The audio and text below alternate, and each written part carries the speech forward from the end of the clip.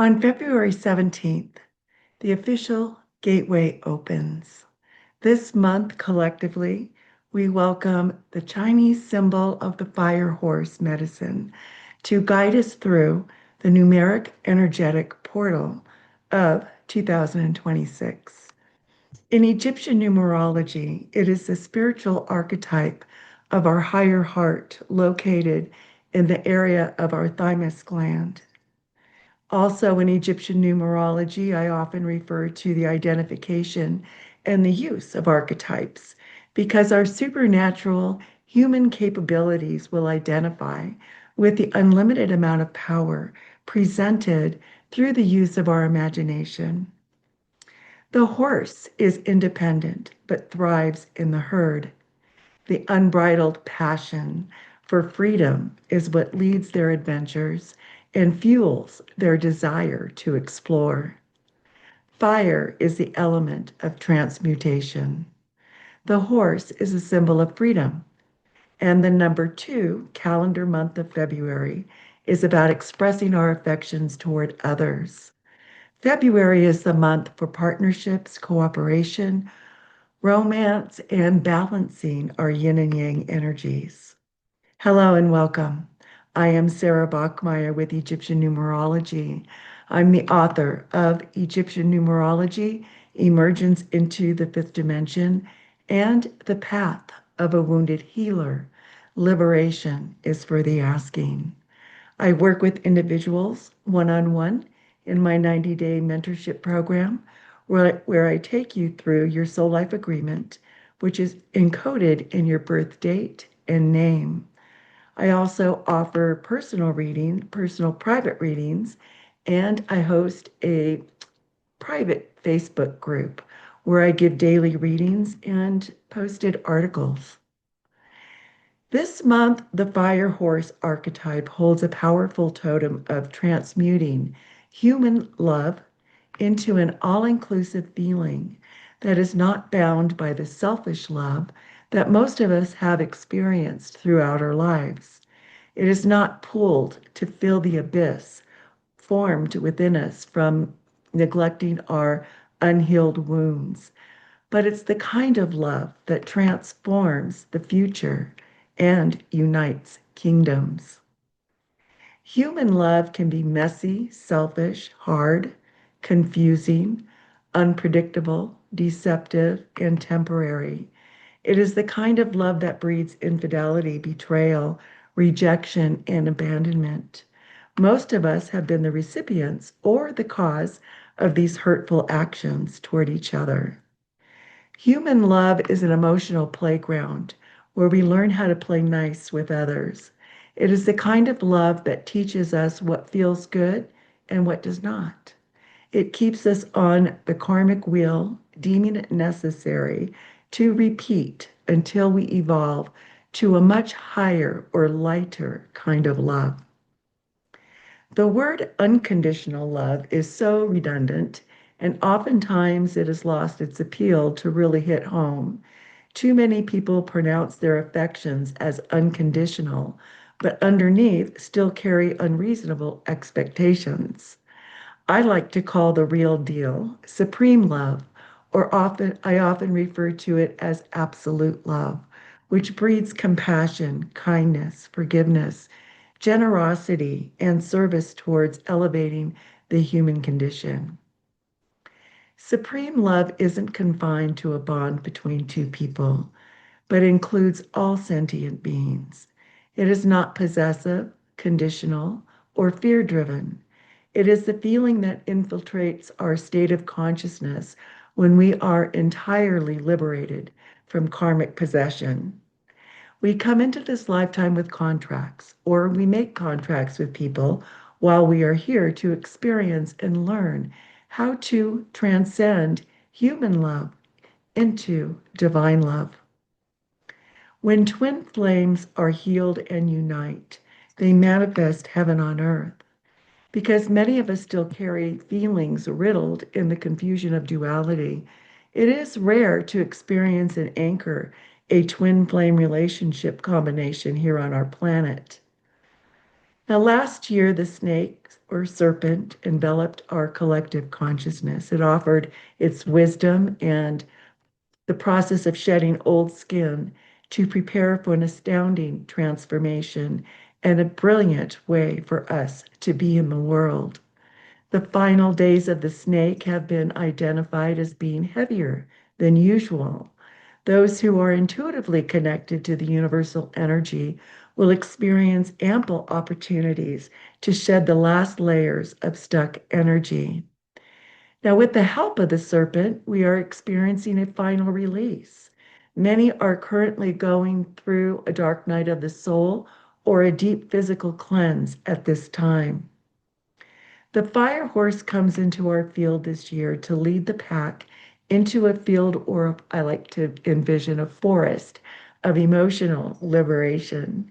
It carries a yang energy that aligns with our universal number 1 year. The kind of yang energy that inhabits the horse is determined.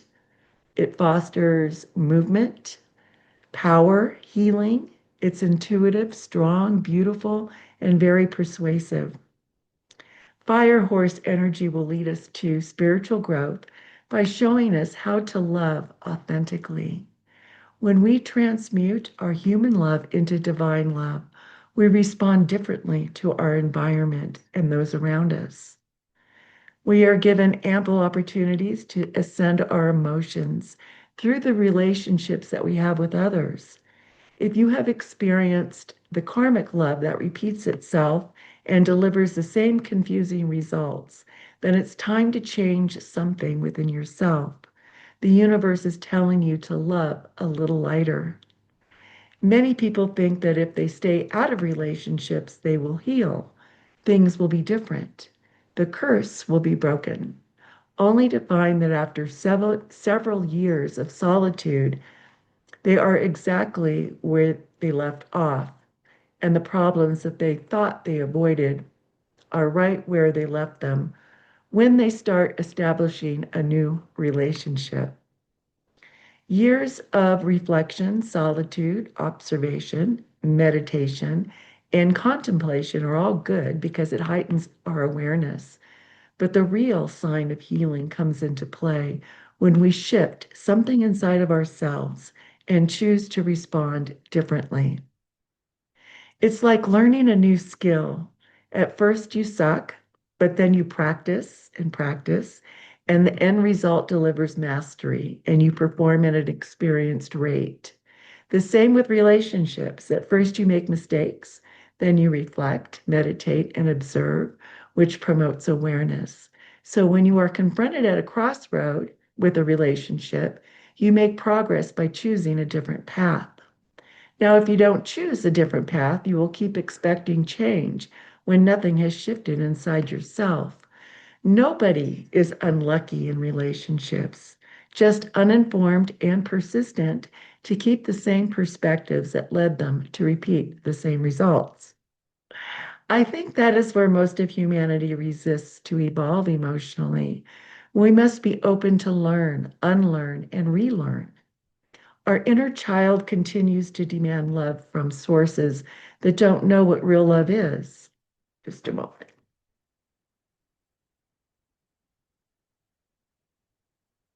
We're never taught or we haven't had the opportunity to practice supreme or divine love.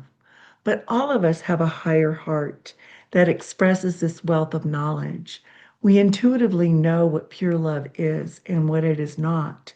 Just because others don't tap into this well of fortune doesn't mean that you cannot begin to express what true love is for you.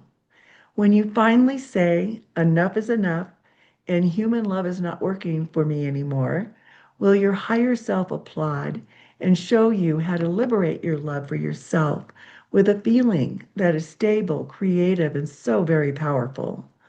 But if you still desire the messy and unpredictable human love that you are addicted to, rest assured there are plenty of people who will play the role that mirrors your emotional progress.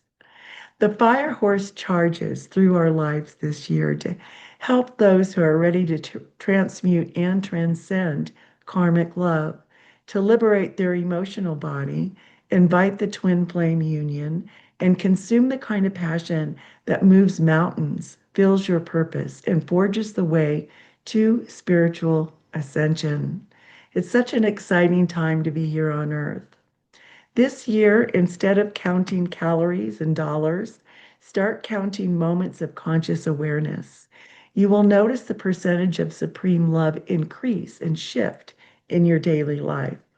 When you are in this realm of all possibilities, you are connected to divine love.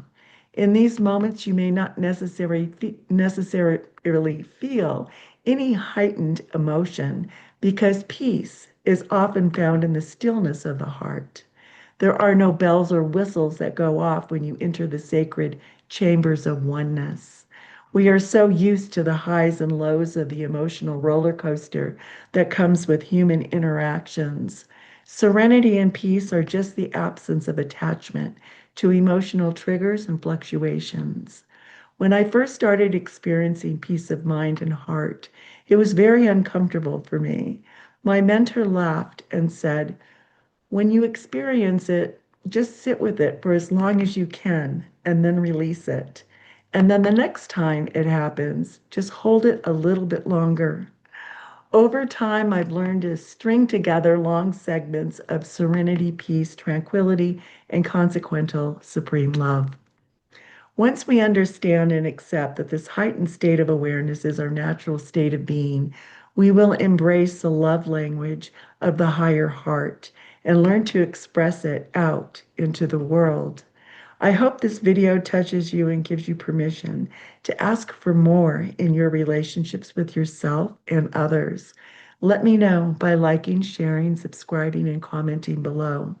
May the year of the fire horse lead you further to explore the freedom and unlimited boundaries of your heart and soul.